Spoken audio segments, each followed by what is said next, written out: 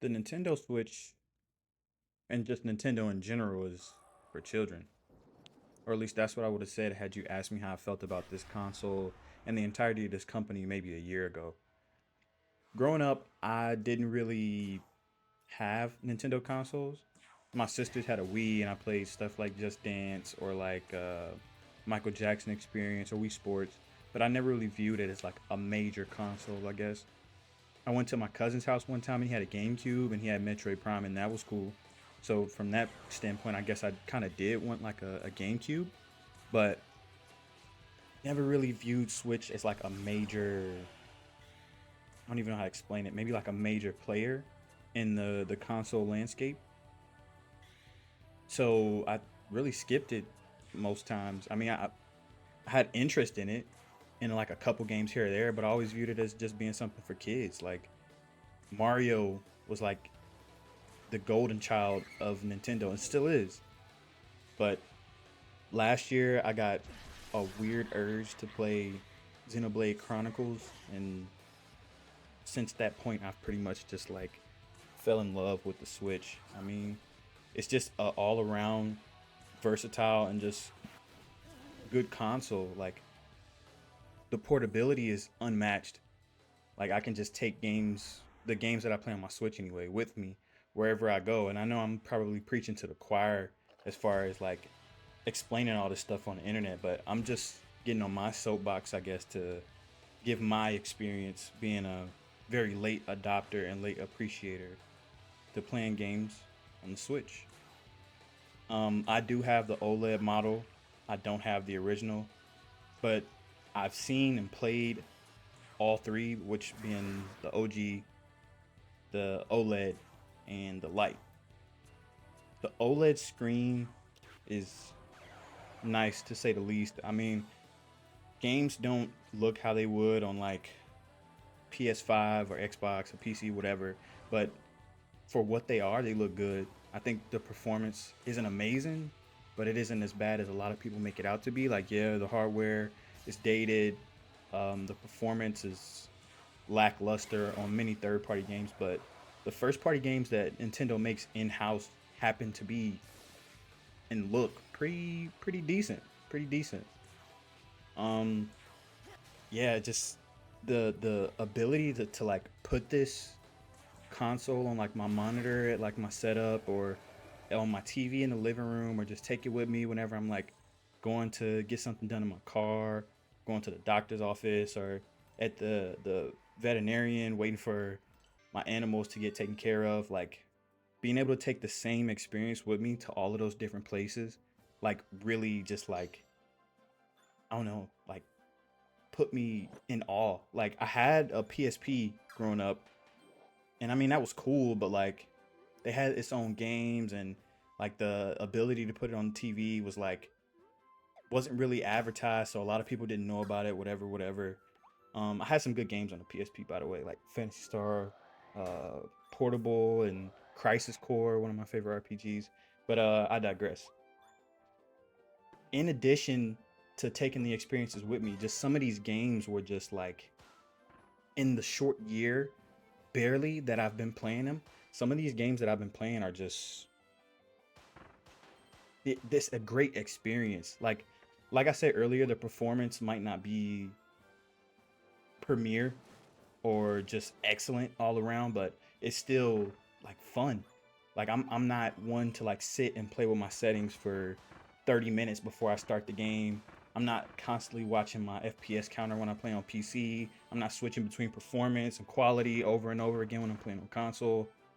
But yeah, for some of these games, like the games I'm showing in the background, Shin Megami Tensei 5 being my first SMT game, Kirby, I think this one is The Forgotten Land, but I like it.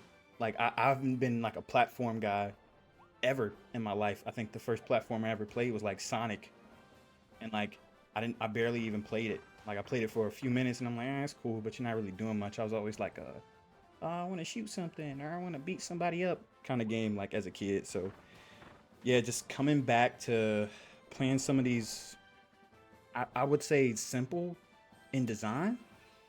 That might be like a understatement, but Yeah, that's kind of how I feel about it. Like over this past Christmas, I played Zelda, yeah, Link's Awakening, and that was just like a phenomenal experience. Like the art style, the music, the simple but sometimes difficult combat. Um, some of the puzzles were just really cool, and the different biomes that you got on the little island that Zelda was on or that Link was on, just a all around good experience. Like I don't think enough people, enough how do I say this?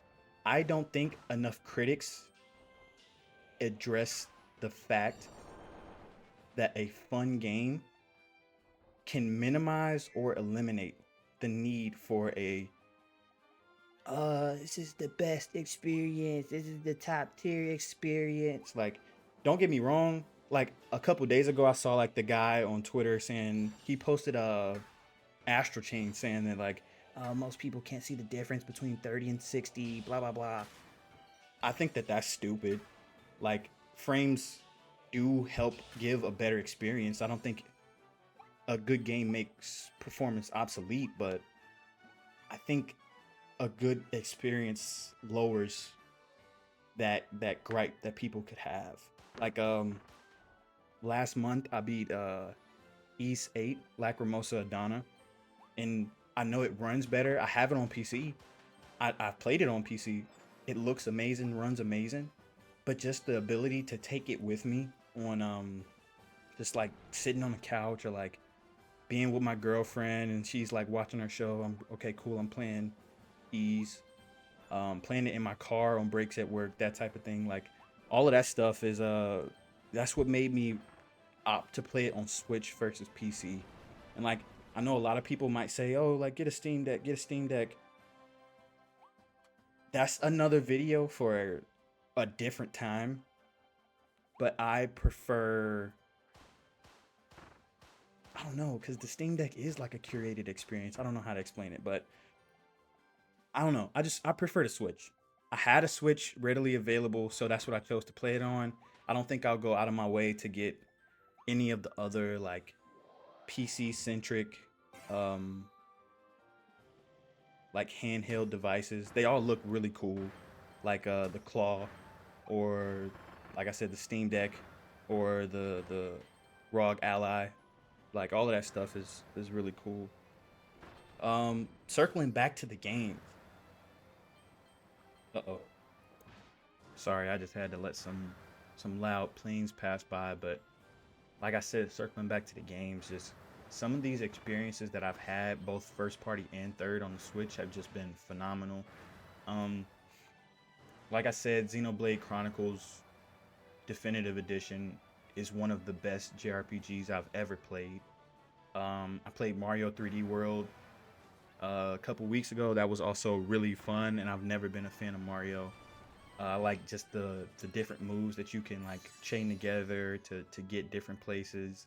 I liked just the art style, some of the music. Man, some of the music on some of those levels was like really good, and I'm not one to like really note OSTs whenever I'm playing a game. You know, um, Zelda Link's Awakening was.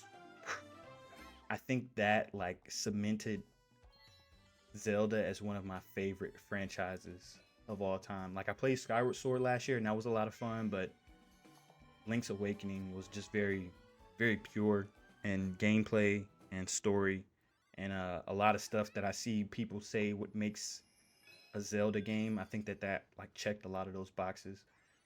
I'm playing SMT right now, and like I said earlier, it's my first SMT game, and SMT 5 to be exact. I don't know if I just said that, but I'm playing SMT 5 right now, and that game is just it's fun. It's hard, but it's fun. I think that it's like one of those JRPGs that people would play to like mature their taste, I guess. Um, it's a few other games that I picked up that I'm like really looking forward to playing. Astral Chain, uh, Daemon X Machina, Deadly Premonition 2. I know that two of the last three games that I said I know that they're on PC. It's like, yeah, I could play them on PC, but it's just I don't know, just being able to take it with me. And I don't want to like bark up the wrong tree or make the wrong group of people mad because I'm not like a console warrior. I got everything. I prefer Xbox over all of it, to be completely honest. And that might be like the one thing that makes a lot of people, oh, you can't trust this guy, blah blah blah. But yeah, just the Switch is like really starting to become my daily driver. Like I play it all the time. Um, so much so that I even started opting to get games on it over Xbox.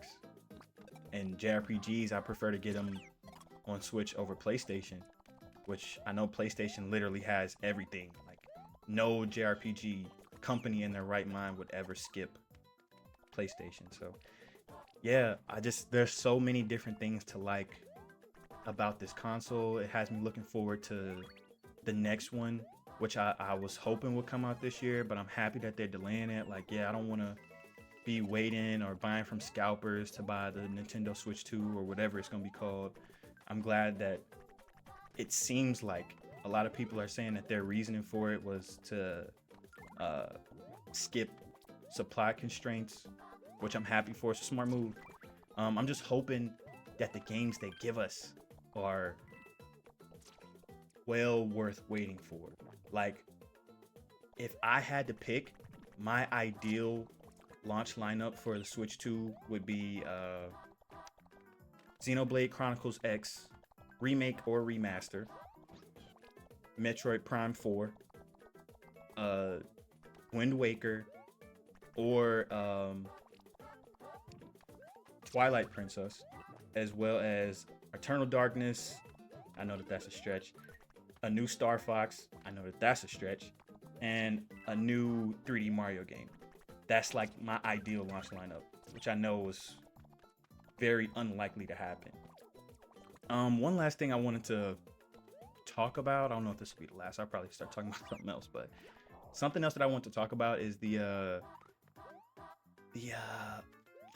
modular aspect of the Nintendo Switch. Like, there's a lot to change about it. There's a lot of mods you can do for like visual stuff.